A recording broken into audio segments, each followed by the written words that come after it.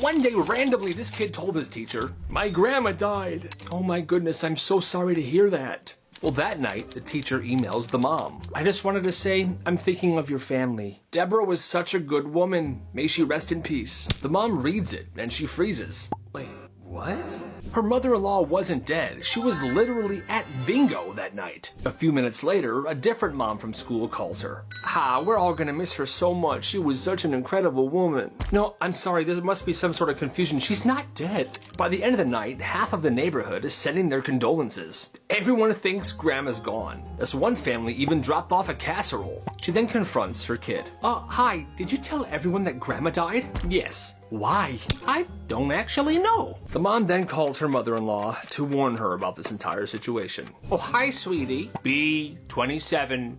Crap. Hey, Deb, so apparently you died today?" "Oh, well, no one told me. That's good to know." G26. Bingo! He ended the bully with one sentence. This happened in 10th grade, one of those chill Fridays. Our assembly ended early, everyone's hanging out in the cafeteria. Then you hear it. "Bro, what even is your outfit?" It's Dylan. Popular kid, big mouth, always has something to say. Well, he's talking to this kid named Micah. Micah's wearing a hoodie and brown corduroys. It's a chill outfit to me, you know? "Where'd you get those pants? Grandma's closet?" All of Dylan's cronies laugh. Micah looks up, doesn't flinch, doesn't smile. He just says this. "How many days in a row are you gonna wear those sweatpants?" Everything stops, even Dylan gets quiet. Like, legit question, 5, 6 days? Somebody behind Micah says, "It's been at least a week." Dylan looks down, gray Nike sweatpants. It's true. They're just comfy, man. "Oh, got it. Just checking." Dylan walks away and Micah goes back to eating his Cliff Bar. And don't get me wrong, sometimes you gotta wear sweatpants a couple days in a row, but if you're gonna throw shots at somebody else's outfit, you better expect them to throw some shots back. That Monday, Dylan shows up to school in jeans. And he doesn't say another word about anyone's outfit ever again. This is absolutely crazy. So there's this one freshman in high school, and his parents are out of town for the week. Well, instead of playing Xbox every day after school, he does something absolutely insane. He builds an actual wrestling ring in his backyard. I'm talking wood frame, ropes, the whole thing. And at school, he starts telling people, "Every day after school, my house, wrestling matches, $2 to get in." And for the first few days after school, it's just a couple of kids messing around. But then it started getting serious. One kid begins managing fighters and training them. Another's making poster for the big fight on Friday. People are putting money down. They're making actual bets, and these fighters are training all week. Well, by Thursday and Friday, it's not just this backyard thing anymore. Half the school is showing up. There's bets being placed, referees with whistles. It's absolutely insane.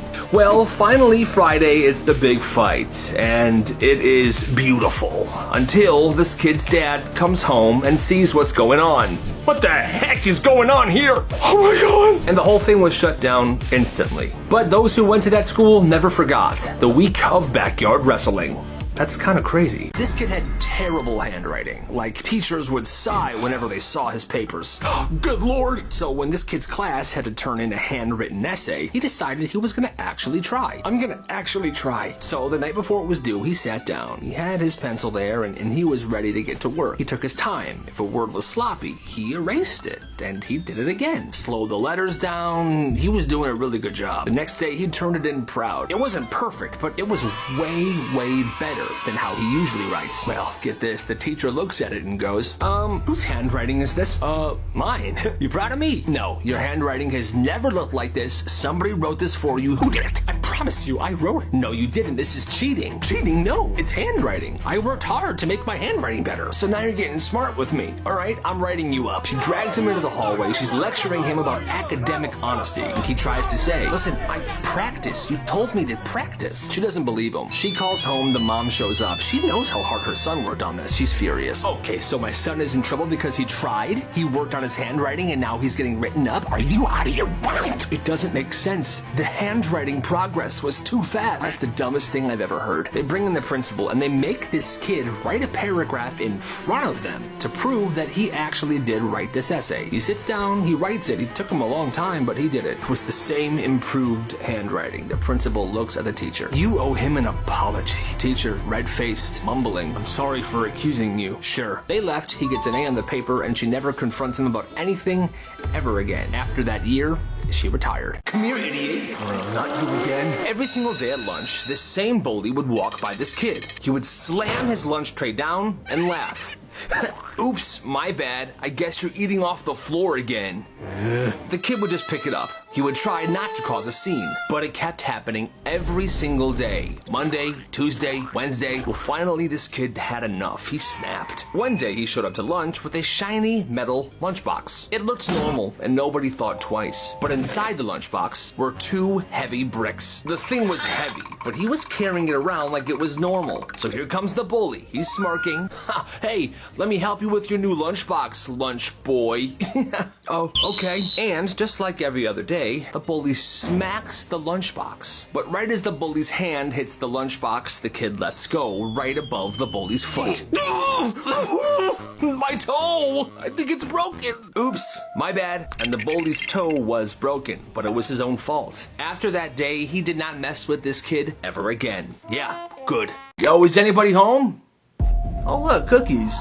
So when this kid was in school, his parents worked late. So after school, he had to walk home 1.5 hours every time his parents worked late. He hated riding the bus, so he said he'd rather walk. So because of this, he would always try to hang out at a friend's house who lived nearby and just get picked up from there later in the night when his parents were off. Well, one day he's walking by that friend's house and he decides to give him a call. No answer, but he remembers where they keep the spare key. For some reason, he can't explain why. He grabs the key and he lets himself in. Starts walking around the house, calling out for his friend. Yo, you home? Hello? Silence. Nobody's there. So he goes to the fridge, makes himself a sandwich, sits down on the couch, and starts watching TV. About 15 minutes in, he realizes, oh my god, I just broke into my friend's house. What am I doing? And it's not just anybody's house. His friend is Russian, and his dad is a scary Russian man who had tons of firearms. He panics, he puts the key back, and he runs out of the house. He gets home safely. His friend calls him back later that day, and he didn't suspect a thing. And he has kept that secret every single day since then. That's crazy.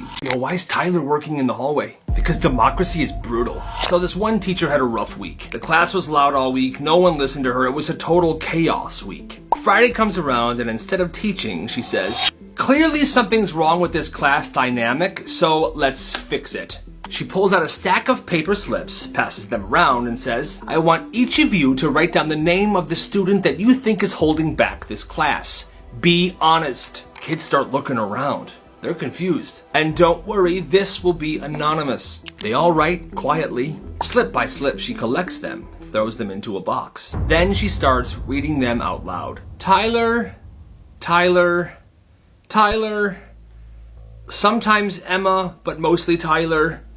Tyler again. By the 10th one, Tyler's head is just on his desk. He can't believe this. Well, Tyler, it looks like your classmates think you're the issue. You have anything to say to that? He doesn't. Okay, so Monday you'll be sitting in the hallway during class, doing solo work until further notice, and the rest of the class just stared at him because Tyler had been quite literally democratically voted out of the class. That is actually insane. Now this is unfortunate. One day during school, it's in between classes, and this kid is booking it down the hallway. He's running to the bathroom. Why? Because he needs to throw up. So he's running, he's holding his stomach, he's sweating. It looks pretty bad. But the history teacher sees this. He's strict, he's very dramatic. Hey, you there! We do not run in the corridor! The kid doesn't say anything, he just keeps running. Oh no, you don't! The teacher blocks off the hallway with his arms, but as he says this next thing in the middle of a sentence, this kid pukes, and it goes into the teacher's mouth. You will walk